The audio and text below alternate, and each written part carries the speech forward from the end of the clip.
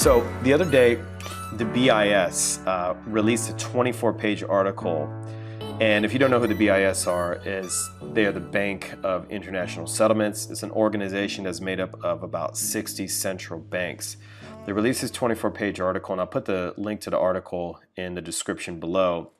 But the premise of the article was basically speaking about the current state of cryptocurrency and really taking an issue with the proof of work consensus mechanism, okay, which is this mechanism that Bitcoin is built on, the Bitcoin blockchain that is, and Litecoin as well, and as of now Ethereum, even though Ethereum may be possibly moving over to proof of stake. We'll see. But what the premise of the article was really criticizing the decentralization of cryptocurrencies and seeing it as a flaw rather than a strength. And the reason being is because right now, proof of work, Bitcoin is having scaling issues. And that is what the article was about, was basically saying that cryptocurrencies have shortcomings because they cannot replace money. And the decentralization nature of the proof of work consensus mechanism bottlenecks the theory that Bitcoin could be used as money or to replace our current legacy financial system, which is using fiat money to settle payments in real time immediately, right? With credit cards, cash, debit cards, etc. Bitcoin can't do that right now. So I'm not going to discredit this article because, as a matter of fact, I agree with the most part. But what I disagree with is that I think there's an inherent flaw in their argument. Yes, permissionless blockchains are not scalable right now. If the entire world was to just drop the legacy financial system and move over from fiat money, cash, etc., to Bitcoin, to cryptocurrencies that use proof of work consensus mechanism, which is mainly Bitcoin and Litecoin and Ethereum, there would be a major bottleneck in the entire global economy because these cryptocurrencies, albeit the scaling is getting better, and I'll show you in the charts on blockchain.info, it's not where it needs to be to completely replace the legacy system, to replace cash as money. We're not there yet.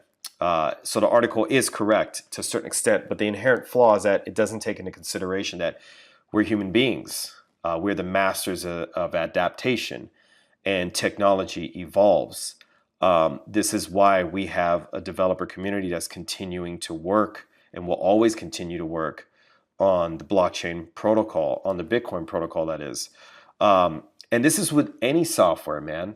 Even if you ran a SaaS company and you have a software as a service, you're always going to have developers working on your software. Development never stops because technology is always evolving, and your software needs to keep up with the times, not only for security reasons, to protect your software from hackers, but also just to make sure you maintain the user experience so your customers are happy.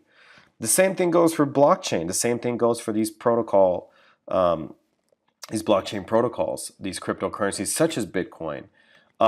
Yes, we're not there yet right now. If the whole world adopted Bitcoin, there'd be a problem. Bitcoin cannot handle billions of transactions per second. It can't even handle, I believe, 10 or 14 transactions per second. But it's improving, and you can look in the charts here. You come to blockchain.info and just go to data, go to charts, and you'll be right here. The transactions per day is like at an all-time high, and I'll show you right here. Look, total number of transactions, right? Let's just take the past year. Actually, this chart was already the past year. It's exponentially growing, okay? Now, in terms of scaling, it's actually improving. And again, it tells you in the chart. So you can see transactions are growing completely, right? We're actually at today was, what's today? Okay, as of the 17th, it's about 323,000 transactions. Let's go to the mempool. Now, the mempool is how many transactions are right now in the pool that need to be verified on the blockchain, right? So when we had the huge price hike, we'll wait for this chart to load, but you'll see in this chart right here, when we had the huge price hike when the price of Bitcoin skyrocketed to $20,000 and hovered around like 17 to 20K into the middle of January, from what I remember, the mempool was clogged up. I mean, it took like 12 to 24 hours to have a transaction verified on the blockchain, right? So, but because we adopted scaling solutions and we're continuing to adopt, not the entire network is adopted yet, but we're adopting Lightning Network, SegWit, exchanges have been adopting SegWit. So as you saw in the previous chart, transactions are exponentially growing. However, the mempool is being cleared out. So that means what this tells us is that transactions, the time period for a transaction to be verified on the Bitcoin blockchain is shortening. Like it's becoming faster is what I'm saying to verify transactions. Are we there where we can handle thousands or hundreds of thousands of transactions a second on the Bitcoin protocol? No. We may never be with Bitcoin. It may end up being another cryptocurrency. It may end up being Litecoin, end up being a cryptocurrency that hasn't even been built yet. We have no idea, but we're getting there. And again, as human beings, we're the masters of adaptation. Technology is always evolving.